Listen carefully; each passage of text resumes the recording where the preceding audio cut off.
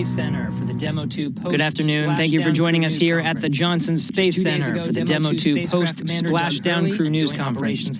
Just 2 days ago, Demo-2 spacecraft commander Doug Hurley and Joint Operations Commander Bob Behnken splashed down in the Gulf of Mexico after 64 days in space, completing the first crewed flight of the SpaceX Crew Dragon. Their mission was to test the capabilities of the new commercial space vehicle for regular crew transportation to the International Space Station.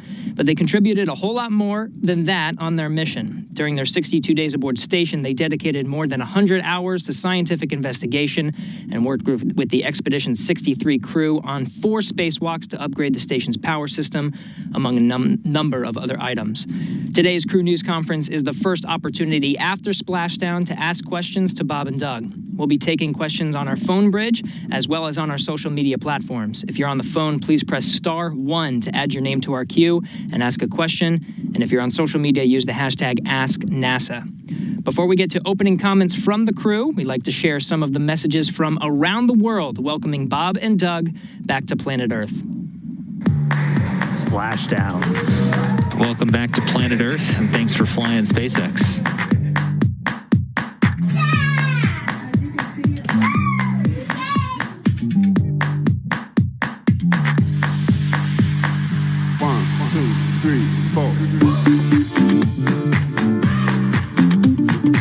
Love from India, #Launch America.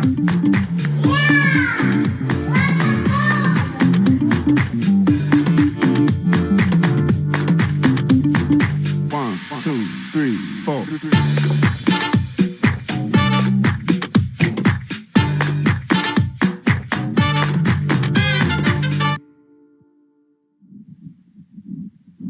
Thanks to all who submitted these messages using the hashtag #LaunchAmerica.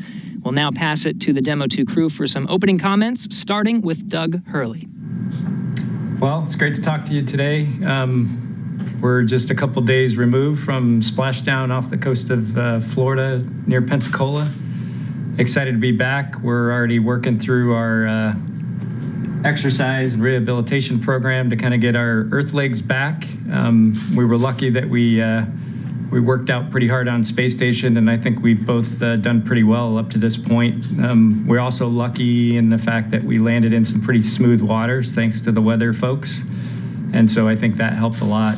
Just incredibly excited to be back, incredibly excited to share the mission with all of you in another way, and just so proud of the SpaceX and NASA teams to get Dragon through its first crewed flight flawlessly.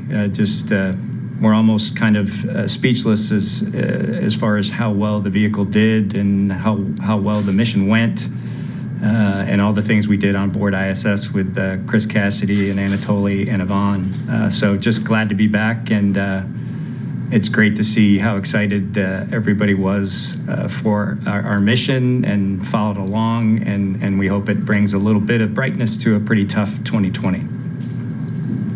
Thank you, Doug. We'll now hand it over to Bob Behnken.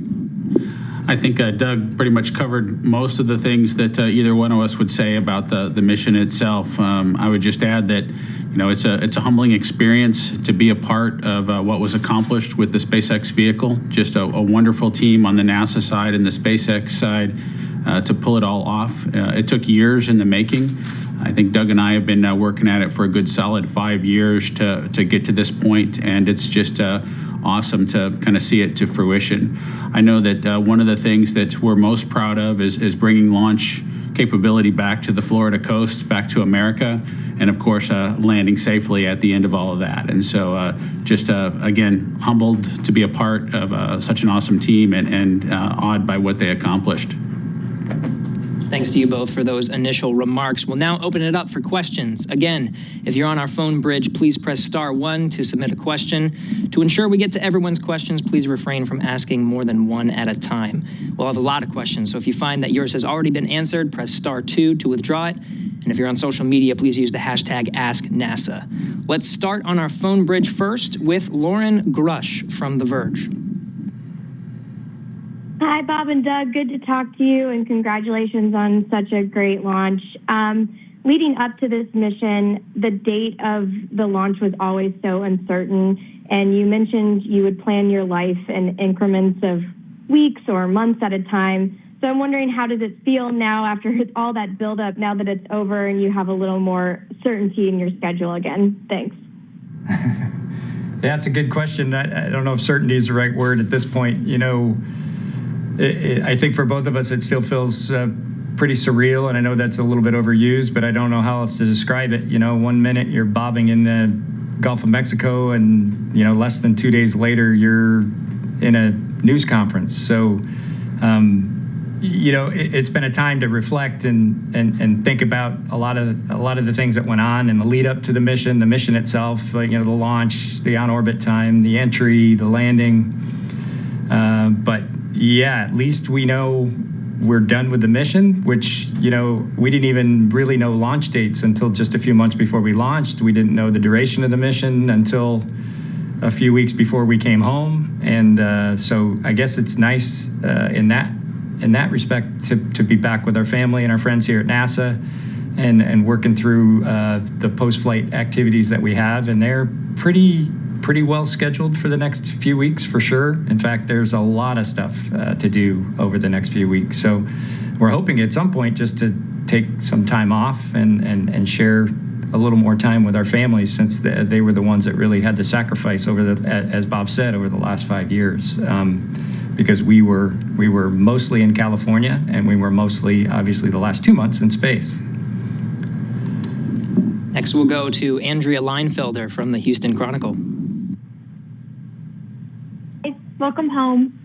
Bob, you gave a really great description of what it was like to launch in the Crew Dragon. I was hoping you could give us a similarly vivid account of what it was like to land. Thank you. Well, thank you, Andrea. You know, the landing was, I would say it was more than what Doug and I expected. Things are always pretty smooth as you work through a deorbit burn, because of course you're still in low Earth orbit while you take that little bit of energy out that it takes to lower you into the atmosphere and start the trip home. As we kind of descended through the atmosphere, I personally was surprised at just how quickly the events all transpired. It seemed like just a couple minutes later, after the burn was complete, we could look out the windows and see the clouds rushing by at a much accelerated rate. You know, one of the things we didn't have a lot of time to do during our time docked to station with how busy we were was to really focus on the Earth for an extended period of time. And during free flight in Dragon, we were able to do that and probably had a pretty good feel for the rate that the Earth was moving below us. And we could definitely tell things were picking up quick after we started that burn. Once we descended a little bit into the atmosphere, you know, Dragon really, it came alive. It started to fire thrusters and keep us pointed in the appropriate direction. The atmosphere starts to make noise. You can hear that rumble outside the vehicle, and as the vehicle tries to control, you feel a little bit of that shimmy in your body, and our bodies were much better attuned to the environment, so we could feel those small rolls and pitches and yaws, and all those little motions were things that we picked up on inside the vehicle. As we descended through the atmosphere, the thrusters were firing almost continuously, and I think the sound that makes, I did record some audio of it, but it doesn't sound like a machine. It sounds like an animal coming through the atmosphere with all that, all the puffs that are happening from the thrusters and the atmospheric noise. It just continues to gain magnitude as you descend down through the atmosphere, and I think we both really noticed that aspect of things. All the separation events, from the trunk separation through the parachute firings, were very much like getting hit in the back of the chair with a baseball bat, you know, just a crack, and then you'd get some sort of a motion associated with that, usually pretty light for the trunk separation, but with the parachutes it was a pretty significant jolt. And a couple of jolts as you go through the disreefing of the parachutes as well. And so all the way down, we were talking about it. I think I took a line from an old movie that Doug and I were both familiar with at one point, because under the G load of about 4.2 Gs, I said, want to get some coffee? You know, much like we had seen in an old movie that we had watched, because that was really the feeling that we had, and that's the best way to describe it. If you've seen an old movie that happened to have some guys who'd been in a centrifuge, that's what we felt like. When the time came to splash down, I think we were watching the altimeter, which is a GPS altimeter, so it's not super accurate everywhere that you're located. And so we got to below zero for our altitude on that indicator, which was a little bit surprising. And then we felt the splash, and we saw it splash up over the windows. It was just a great relief, I think, for both of us at that point. And I can't say enough about how well the SpaceX team trained us. You know, they provided us some audio clips of what it was like inside the Demo-1 vehicle, so that we were familiar with all those sounds. And reassuring is not quite the right word, because we think of it more in technical terms as, you know, pilots and engineers riding along with that vehicle. But when it performed as expected and we could check off those events, we were really comfortable coming through the atmosphere, even though, you know, it felt like we were inside of an animal. Let's go to David Curley from the Discovery Channel. Oh, Bob, what a description. Welcome back to both of you. I have a lot of technical questions, but let's do the fun question and the big question. Bob, did you leave something for Megan? You don't have to tell me what it is. Will SpaceX leave it there? And Doug, you said you would talk about the historical meaning afterwards. Here we are. Big picture, what does this mean? Thank you, gentlemen. Welcome home. You go first. Well, inside the vehicle, you know, it's not something we don't do is leave things behind. We do our best to, you know, keep it in ship shape. We did leave a patch inside the vehicle. There's a Demo-1 sticker that we added, and we did give the ship a name, Endeavor. And I'm hopeful that they'll be able to keep both of those things as they go forward and add their decal to the interior of Endeavor. I guess for me, from the historical aspect, that I think, yes, certainly the first U.S. crewed vehicle since the shuttle, so 9 years ago. Certainly, personally, it's significant because I was the last shuttle pilot and then the first Commander Dragon, and so it's neat to think about now. You know, and I certainly, maybe a year from now, we'll think a lot more about it. But I'm more. I think what's more important to me is the historical aspect for NASA and certainly for SpaceX. It just, for a company that's only been around for a decade or a little more than that, to build a spaceship that takes crew into orbit and returns them safely, is just that part of the historical aspect for me is probably most significant. And to be part of that for me is also by far the most important and one of the most incredible highlights that I'll have from a professional career. To just share in that journey, that odyssey, that endeavor, as we named our ship, was just one of the true honors of my entire life, but certainly my professional career. We'll now go to Marcia Dunn from Associated Press. Hi, I'm wondering, did either of you realize real time that you were surrounded by pleasure boats filled with gawkers so soon after splashdown? And if so, were you concerned? And if you were unaware of them, were you surprised to find that out afterward? And Bob, a real quick question, when's the puppy arriving? Well, I guess since Bob's got a really important question to answer, I'll talk about the boaters. You know, this is something that we discussed as a NASA SpaceX group prior to Demo-1, actually. And, you know, we certainly appreciate the folks wanting to participate in the event. But, you know, there's some safety aspects that I think, you know, as the administrator said, we'll have to take a look at, because it just can't happen like it did before. But certainly we were not, and it's mostly due to kind of the way the windows looked after splashdown. So, you know, the reentry is a fairly dynamic event, and you can see from, you know, just an overall view of the capsule that reentry is a pretty demanding environment, you know, with the different scorches on the vehicle, and the windows were not spared any of that the look out the windows, you could basically tell that it was daylight, but very little else. So we didn't really see anything clearly out the windows until the SpaceX recovery crews got near us with the fast boats, and then we could see a head or two out the window. But yeah, I had absolutely no awareness of the other flotilla that was out there until we were back on board Go Searcher and in the medical facility.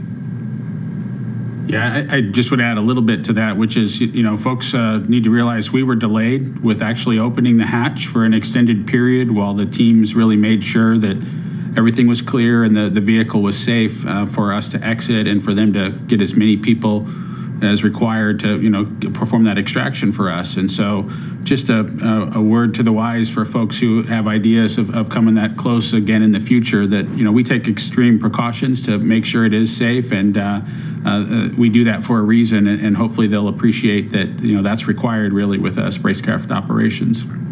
As far as the puppy goes, we're on about a 2-week time frame where we need to teach my son a little bit about the things that are required to, have a dog in the house, and make sure he's comfortable with picking up his responsibilities associated with the dog. I've done a lot of that with the IP phone from the space station over the last couple months, but now he's got to put his work in to get the dog bed in the right location and show me that he's ready to take on that responsibility. And he's gonna love that puppy, and he's gonna he needs to bring him up right, and so we're gonna set him up for success. Otherwise, it'll be my dog instead of his. Let's go to Robert Perlman from Collect Space. Hi, Bob and Doug. Great to see you back on Earth. Up until now, after a historic NASA first flight like yours, it would almost be a given that something from the mission, the spacecraft or the spacesuits, would be headed to the Smithsonian. But given the commercial nature of your flight, very little of your mission's equipment belongs to NASA, and your spacecraft is already slated to fly again. So we're up to you. What would you like to see SpaceX donate to the National Air and Space Museum, or otherwise put on public display? And might we see your sons agree to donate Tremor? Well, they might make that agreement. I'm sure they would request something in trade. I don't know, at least an opportunity to go see where Tremor's new home would actually be. I think there's a lot of Tremors out there as well at this point, and so I think that it could be that the marketplace is saturated with Tremors. As far as what I'd like to see donated, I still think there's an opportunity for the history to play out and this capsule to still end up in the Smithsonian. It can be used and reused and then find that permanent home. SpaceX has done a wonderful job. If you ever visited or seen pictures inside the facility there in Hawthorne, they do have hardware that they've flown or hardware that they've tested and managed to put on public display. Right here, we do have here in Houston at the Space Center Houston, they do have a first stage now that was used, and it's nice to have that in full public view. And I'm sure and confident that they are going to share pieces of the hardware with the public at large. If you go out to Hawthorne, there's a first stage sitting right there on the corner of the property line there, and it's just awesome for people to see that hardware and be able to recognize it as hardware that was used for space missions, and take a picture next to it and be a part of it. And so I know they'll do it, and if it was up to me, I think all this hardware has a home someplace in the future when it's used up. It's just not used up yet. Thank you. We're now going to switch to social media for just a second. First of all, you have folks from all over the world on Twitter and Facebook saying hello and congratulations. Brazil, England, Canada, Argentina, the Netherlands, all over the U.S., just to name a few. But this seems to be a common theme. This one's from Shanika. Who gets to keep Tremor? Well, I think we're probably going to go along the lines of, I believe it's the NHL. Where the team that wins the Stanley Cup, if you're familiar with that, each member of the team gets to have the Stanley Cup for a day or two, and I think we'll probably work out something along those lines where we just have he spends some time at Bob's place, and then he spends some time at our place, and I think that's fair. And then I think at some point, obviously the boys will, they're going to grow up and potentially outgrow Tremor, and we'll figure out a good place for Tremor as well, just like hopefully with Endeavor and our suits and anything else that was associated with this mission. It's just a neat memory for Bob and I as fathers, to share this type of thing with our sons, and we're just thankful that we were allowed to take Tremor with us, and it's frankly just amazing to see the response to Tremor and how much people enjoyed that part of the mission, along with some of the other things. So we really appreciate that, and thank folks for understanding, that it was important to us. We'll take one more Ask NASA question, this one from Leanne on Facebook, asking, what's the first thing you ate after returning to Earth? I think for both of us, the first thing we ate was the pizza that they had available on the jet that brought us back into Houston. So we had a good pizza. We've done a lot of travel on the aircraft operation folks here at Johnson Space Center's aircraft over the last 20 years, frankly, whether it was T-38s or as we responded to COVID and used the larger airplanes to help us get from place to place from a training perspective. And they always have a good plan for taking care of the crews that are on board, and our landing day was no different than the other days. They had us all hooked up and set up, and the pizza was waiting when we made it on board. Thank you. We'll now return to the phone bridge, starting with Eric Berger from Ars Technica. Hi, guys. I want to congratulate you on your excellent timing. Houston in August is lovely. If I may ask a non-Tremor question, were there any surprises during the mission? It all looked so smooth from the launch to the landing, to us watching on the ground. And was it really that perfect? Like, did the vehicle perform that well, or was there anything that happened, like maybe you went in the capsule on orbit and there was a funny odor, or something that alarmed you during the 2 months you were up there, or was it all just that smooth? Thank you. Yeah, frankly, the DM-2 mission part of it, as well as the docked ISS mission that we participated in, Expedition 63, but certainly the DM-2 mission, I personally expected there to be more, certainly not issues with the vehicle, but some challenges or some things that were maybe not quite what we expected. I mean, even on our shuttle flights, we had things that happened on both of mine, and I know, Bob and I have talked a lot about his missions as well. There were things that happened that were right out of a simulator event, and something that you certainly wouldn't have expected in a real flight. But my credit once again is to the folks at SpaceX, the production folks, the people that put Endeavor together, and then certainly our training folks. The mission went just like the simulators, and I'm honestly, from start to finish, all the way, there was really no surprises. And I think for me personally, I expected the entry to diverge somewhat by what we saw in the simulator. And what I mean by that is, as a capsule gets into the thicker air of the atmosphere, so somewhere around 20K down to maybe 10K, just prior to the drogues with Dragon, I expected there to be some divergence in attitude control, because it's a real tough problem for the ship as it gets into the thicker air to maintain perfect attitude and control. And at some point, and then the design of this vehicle is for the drogues to come out potentially a little bit earlier than they nominally would come out, to kind of right the vehicle. I fully expected that to happen, and it did not. The vehicle was rock solid right up until the nominal drogue deploy altitude, and as Bob described, you could feel it. You knew exactly, you felt the decel, you knew the drogues both worked. And then it was the same with the mains. We felt the different stages of disreef, and right to the impact in the water, it was, we kind of had a feeling it would be not as much as a Soyuz landing as it was described to us, but it was going to be a pretty firm splashdown. And then, how we bobbed, even how we bobbed in the water, and how the vehicle sat in the water. So my compliments to SpaceX and the commercial crew program. The vehicle performed exactly how it was supposed to, and you feel really good about Crew 1 and what they should expect and what they should see when they fly their mission. Next is Chris Davenport from the Washington Post. Oh, hey guys, welcome back. Good to see you. Two quick ones. Just looking for maybe, Bob, a description of what it was like inside Dragon when the heat was building, that plasma was building. Were you cool? What the view was like? And then maybe, Doug, if you could talk about how many calls you made on the sat phone and who you called. Thanks. Bye. You know, as we came through the atmosphere, I think we had a pretty good view out the window until the G's started building. At least for me, my focus kind of shifted towards the display content, and the windows are down by our feet. And so being able to look at those requires kind of head motion and pushing your body around. And so just didn't seem like the smartest thing to do, you know, as the vehicle was maneuvering and starting to put G's on, to be turning our heads and trying to move around in the seats. At that point, we were trying to make sure that we were good and strapped in. I do feel like I felt some warming of the capsule on the inside.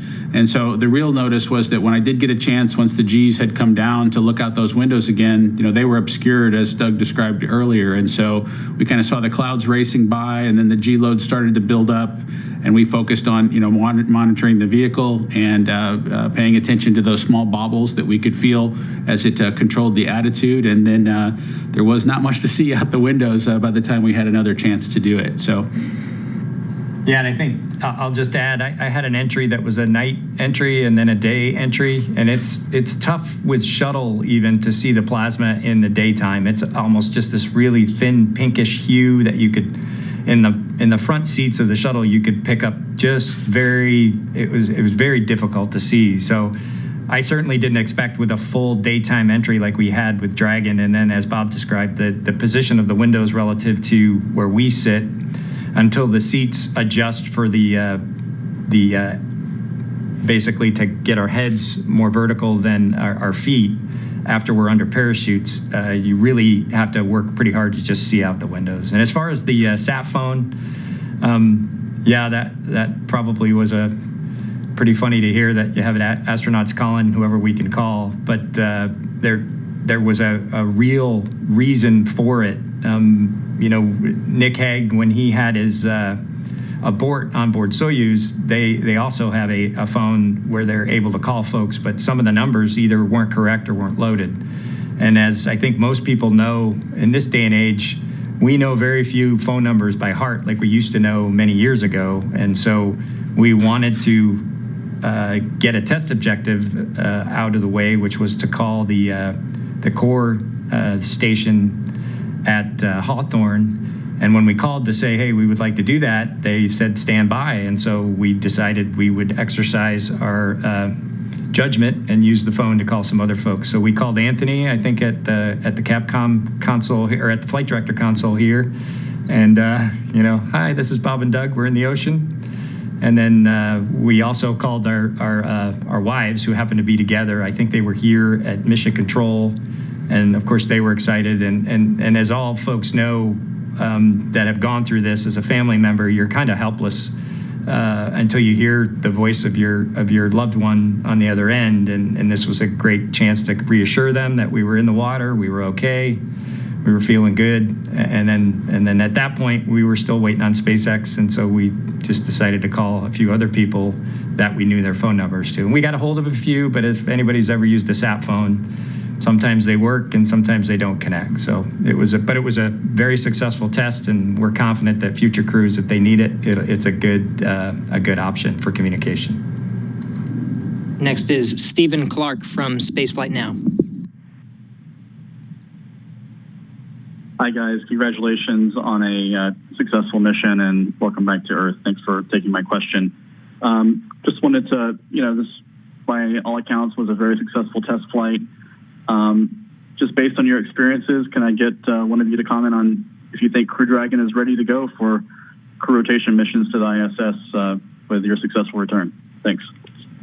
I think both of us are in agreement, no questions, that the Crew Dragon, once they finish the certification process, they do need to look at the data from our entry. It's not just the end users' anecdotes of how well it performed. They will do a very thorough review, both on the SpaceX side and the NASA side, to make sure that they're comfortable. But from a crew perspective, I think that it's definitely ready to go. There are things that can be improved, just like even with the final flight of the space shuttle. I know Doug will tell you that there are things that could have been improved or would have been improved if we flew 136. And so there'll be some things that we'll have some ideas about how we could make better to make things a little bit more comfortable or a little bit more efficient inside the vehicle for those crews. But from a crew perspective, I think we're perfectly comfortable saying that Crew 1 is ready when they finish the engineering and analysis associated with certification. One thing I would just like to add about that, Bob and I talked many times over the last couple of years about the duration of the flight, and for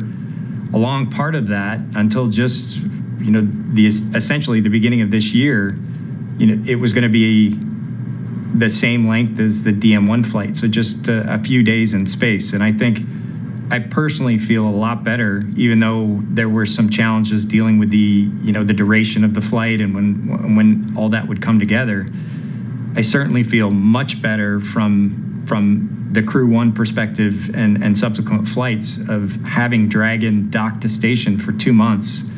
It is a much better outcome for me than if we'd have just been up there a few days. If you're asking the Crew 1 folks to be up there for a full up 6-month-ish type duration, I think they should have a lot more confidence that the vehicle does fine in the quiescent mode, dock to station, and there wasn't anything that maybe wouldn't have been uncovered had we just been up there for just a few days. So I thought that was a much better outcome. We have Gina Sinceri from ABC News. What mission would be on the books for you both next? What would you like to do? At least for me, I think in the short term is I transitioned to a support role. As you know, my wife is assigned to a SpaceX mission, and we have a young son. And so I'll definitely be focused on making sure that her mission's as successful as possible and supporting her just as she did for me over the last 5 years with the uncertainty in our launch dates and our uncertainty in our return dates. It's definitely her turn to focus on getting her mission accomplished while I take care of the things that need to be taken care of for our home life.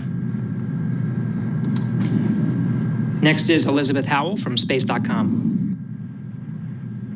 Welcome home, and I wanted to know what kind of lessons learned or kind of advice that you would be giving to the Crew 1 when they get ready to go. That's a great question, and we have a tag up with those guys, I believe, early next week, and I think we've mentioned before that we talked to them shortly after launch, and once we were docked, just to kind of, while it was all fresh in our memories, a data relay to all the things that we noticed or saw, sounds, and things that really can't be emulated very well in a simulator, and things that would trigger any of the other training objectives that they're going through right now as they wrap up their training. And so I think lessons learned, there are always lessons learned, things that we did that maybe we could be more efficient about, or that we learned, or that we thought maybe would work one way, or that maybe would work better for another. But generally speaking, I think it's more just relaying the experience and what we did in those particular situations, and also trying to at least imagine what it would have been like to have 4 people in the vehicle rather than 2. We did some docked operation evaluations with 4 people, and we had Anatoly and Chris act as the other 2 crew members, and their vast experience in flying Soyuz and spaceflight in general. They had some great suggestions, and we at the time passed those things on in the debrief, and we'll definitely talk to the Crew 1 folks about that as well. But yeah, there's a very formal process and then an informal process, and we'll just try to pass on everything that we learned and what we think might work the best with a crew of 4. We have Joey Roulette from Reuters. Thanks for doing this. And Bob, I really appreciated that description of descending in Crew Dragon you gave earlier in the call. And I was wondering, do you think there's anything SpaceX can or should do to make Crew Dragon's descent calmer, or is that the way it should be, and is that what you expected? Thanks. I think from a crew perspective, really what's important is that you understand the events that the vehicle is going to go through and know what to expect. And so the thing that I found most valuable, having gone through that experience, was something that the launch team put together for us, pulled together some ascent video from both Demo-1 and the abort test that they performed to show what the sounds in Dragon were synced up with the video feed. And so being able to watch that and hear the sounds and see what they corresponded to on the video from the outside tracking cameras that were in place was just invaluable from my perspective, and really understanding what the vehicle was going to be going through and be comfortable as we went through it and monitor it appropriately. And so, both Doug and I had confidence, like we described earlier, that the drogues had come out and that the reefing had happened according to schedule, just based on being able to watch that video and hear the sounds and have it all synced up. We just knew what to expect. This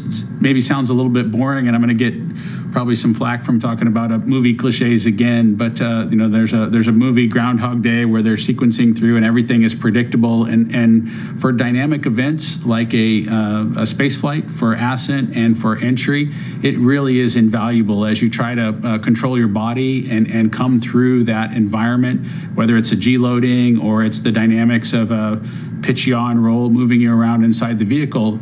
Knowing what to expect really sets you up for success to work your way through it and do anything that you might need to do in those dynamic situations. And I think that video that the SpaceX team put together was just wonderful, and I watched it again on orbit and before we came home, and I know that'll be in our list of things that we recommend to the Crew 1 guys, if they haven't already watched it, that's something that they should kind of commit to memory and consider even having available on orbit. Next is Morgan McFall from Business Insider. Hi, Bob and Doug. Welcome home, and thanks so much for taking my question. I'm wondering what you would most like to see for the partnership between NASA and SpaceX going forward, and what are you most excited about in this new era of human spaceflight? Thank you. Well, it's neat to see SpaceX is in the competition to build the lunar lander with 2 other companies. And we've had, as an agency, we've had a wonderful partnership with SpaceX, from commercial cargo to commercial crew, and they just continue to work towards the goal of getting humanity out into the cosmos. And it's been a great relationship. It's been very beneficial for both SpaceX and for NASA. And this, once again, the success of DM-2 proves that it should be something that we should continue. And I'm excited to see that happen. It was a lot of work to get from where we started 5 years ago to now, but it's just, they're a wonderful company to work with, and they have some incredibly talented people. And I think there's plenty to come from the relationship that NASA and SpaceX have. From my perspective, it really is critical that we continue to try to build on that relationship that Doug's referred to. It won't be appropriate if we take the next step, which is to restart with a different NASA team and a different SpaceX team. We really need to leverage those relationships and continue with all the 5 years of experience that we have of figuring out the things that NASA can best share with SpaceX to make them as successful as quickly as possible. And that applies to all the partnerships that NASA sets up, is figuring out the best way to communicate and share information is how we're going to all cooperate to get to our end objective. And so I just am really excited as we go forward that the relationships and the work that's the groundwork that's in place is going to be leveraged to accomplish even more great things in the future. We'll take one from Mark Coreau from Aviation Week. Wondering what the primary question you're getting from your astronaut colleagues is and what you're telling them about the experience. Actually, we haven't had a ton of interaction with anybody, given that, when you get back from space, you have a pretty compromised immune system to some degree. So we're taking every precaution that we can to try to stay away from most folks, although there is a lot of medical testing and rehabilitation that's going on. But there'll be time to do debriefs. And I think, as I mentioned before, certainly with the Crew 1 folks coming up here pretty shortly. But yeah, we haven't seen a lot of them because, we're just in the stage of the pandemic where we're still, I think, even the folks that haven't gone to space are trying to distance and wear masks and those kinds of things. But we definitely know that there are a lot of questions. We've certainly gotten a lot of texts and emails, and hopefully we can describe everything from memory that is pertinent. And as Bob said, SpaceX will certainly have a synced up video with audio for our ascent as well as our entry that will be passed on for multiple crews for them to use. Yeah, I would say we're still in the phase where all of our astronaut colleagues aren't asking us for information. They know now is not the time for that. They're asking us, do we need anything? Are our families well taken care of? Are we in good shape? And so that's their primary focus right now is, taking care of the team, which is the astronaut office. And so all the well wishes that come in are, do you need anything? Don't climb a ladder, I'll change the light at your house, all those sorts of things. And it's just been wonderful how many folks have reached out to try to, make sure that we're well taken care of after the mission that we just went through. And it's like that for every mission when crews come back. We'll now go to social media for a few more questions there using hashtag AskNASA. This one comes from Natalie on Twitter. What is the reconditioning process like to get reacquainted with gravity?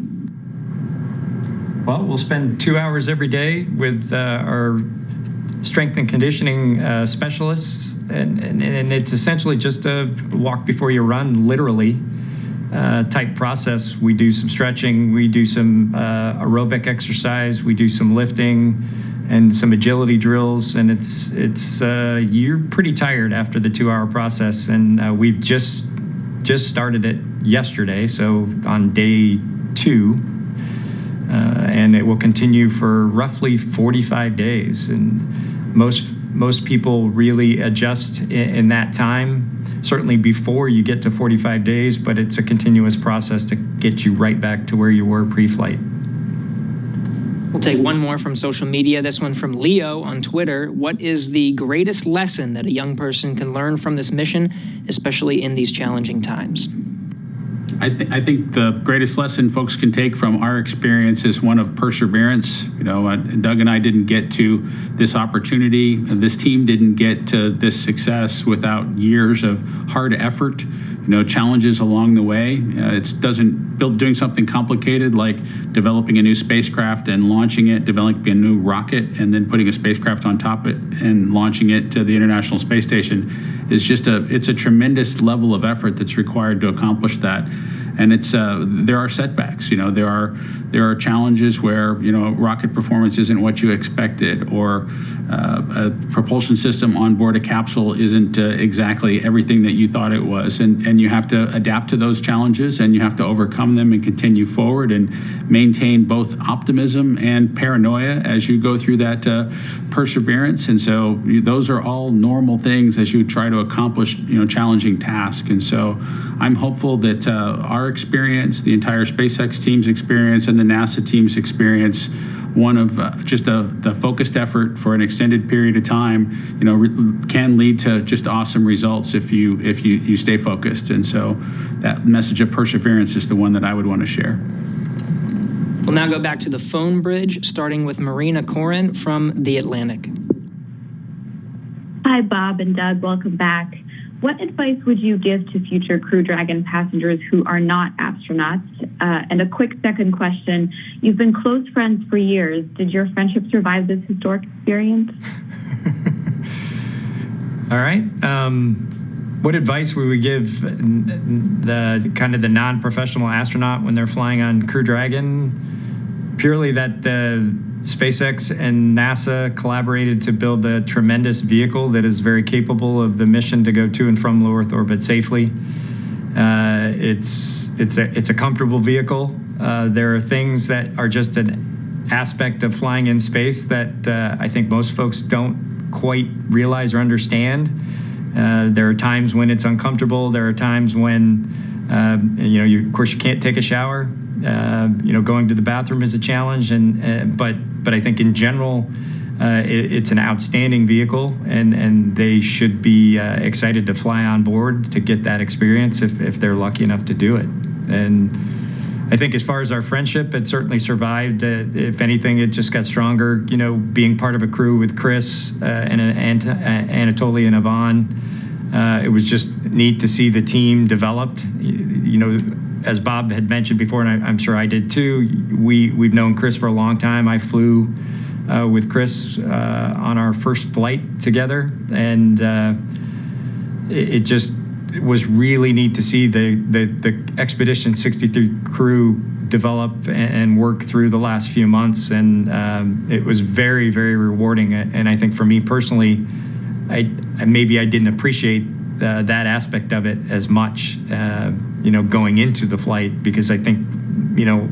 our huge concern and challenge was making sure DM2 flew the way it ended up flying successfully. And so it was neat, and it just was such a huge advantage, I think, for Bob and I, that we are close friends, that just the crew coordination part of it and flying Dragon was almost via telepathy sometimes. You know, we didn't even have to say anything, whether we were pointing at something or if we just at that particular moment looking at that part of a display, because that's what we knew would be the thing that was most important. And I just think that, you know, I know that doesn't necessarily always go into the selection process, but I think, you know, in this case, when we were selected to fly this mission together, it certainly gave us a distinct advantage over some crews. And it was certainly very much appreciated by me.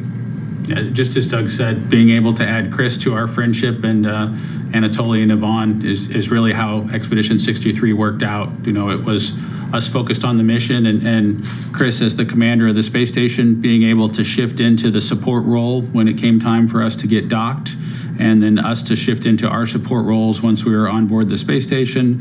Of course, the spacewalks activities have various sync points where the leadership kind of moves around, and we were able to do that very seamlessly, and part of that is, you know, related to just how close and how strong our friendships were kind of across the board. And so, and of course, when we came to the end of the mission and it was time to undock, Chris jumped back into that support role again and helped us with the cargo transfer that we needed to put in place, some of the powered payload activities. We just, it was all very seamless. Folks understood what their responsibilities were, and we were able to, you know, cooperate and work together to make it all happen and get the mission done. And so I would say, you know, our friendship is stronger, and we added some folks to our circle as well. Next is Mary Liz Bender from Cosmic Perspective. Welcome home, Bob and Doug. I want to first thank you for sharing that wisdom on perseverance. You shared a lot of stunning images of Earth while you were on the station, and I really enjoyed the perspective you gave with the captions that you used. And I just wanted to ask, what compelled you to share so much, and what was your favorite location or feature to photograph? Well, I think we can both answer that one. You know, for me, I just, every time you look out the window of the space station, and certainly we didn't get the opportunity that I thought we were going to get, you know, based on the description of previous crew members. Our time was used up a lot to make up for the fact that, you know, we were down to 3 crew members on the space station prior to us getting there. And I think, and rightly so, the International Space Station program needed us to get to work right off the bat. But the time that we did get to do that, you know, the perspective that you have from low Earth orbit of our planet is just one of just complete awe of, first of all, how beautiful the planet is, and that there are no borders that you can see from space, that the atmosphere is so thin. And then literally every time you look out the window, you see something different and even more beautiful than the last thing you saw the last time you looked out the window. And it's always different. And maybe more so this year than in past years that astronauts have taken photographs out the window. You know, the country, the United States, and the world has been dealing with so much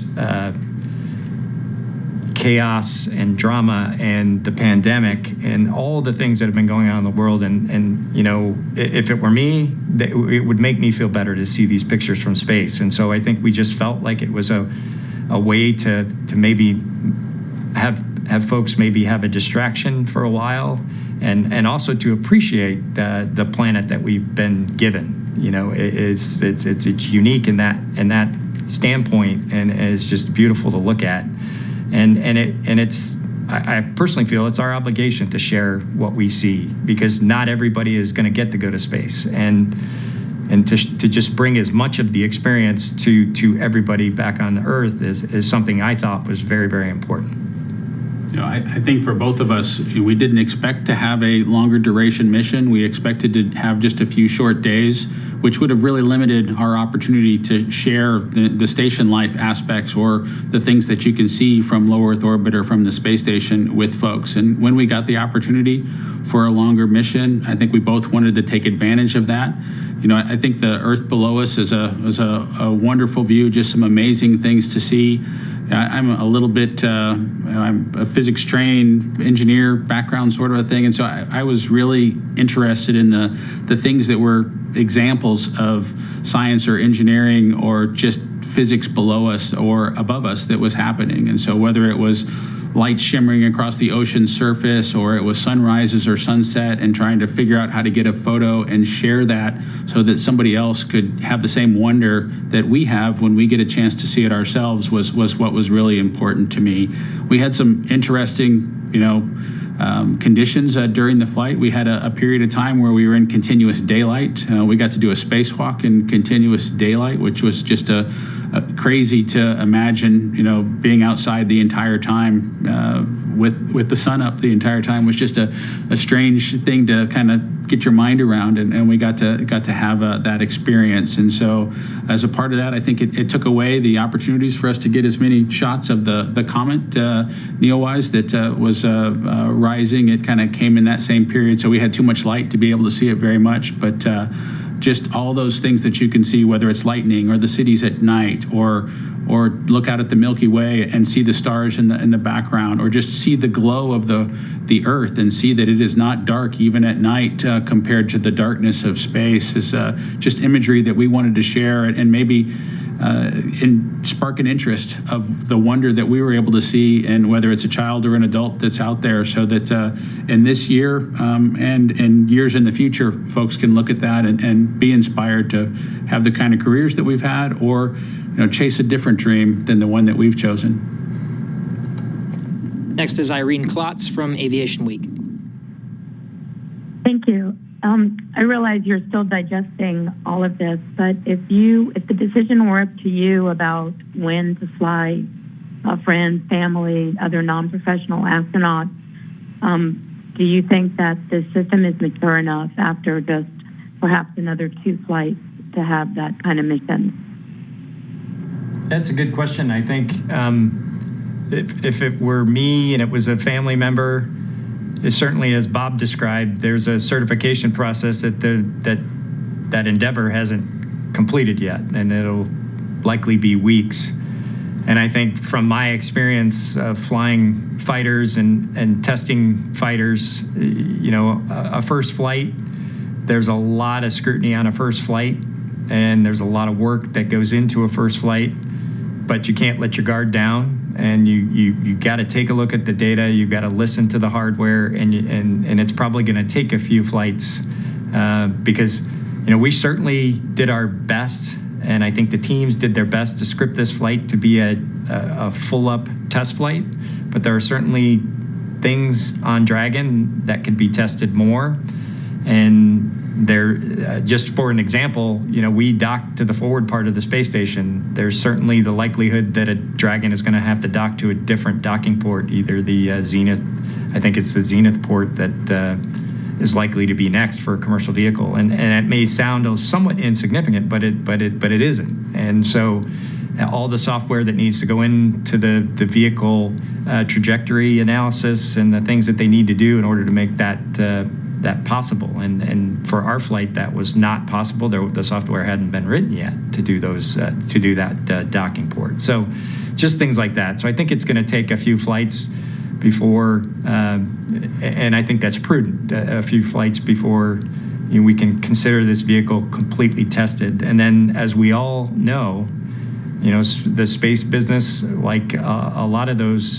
technically challenging businesses, is not forgiving. So the bigger thing to take a look at is to just not let your guard down, and don't just assume because the last flight went perfectly that the next flight's going to go perfectly. You have to do that rigor and that analysis and that attention to detail, and you can't get complacent. And you can never get complacent with a space vehicle. That's all the time we have for questions today. Thanks to all who submitted questions, and thanks to Bob Behnken and Doug Hurley for taking the time to discuss this historic event. The Demo-2 mission is part of NASA's Commercial Crew program. We have more milestones coming up in the very near future. So for the latest, please visit nasa.gov/commercial crew. Thanks again for joining us. That'll wrap up today's Crew News Conference.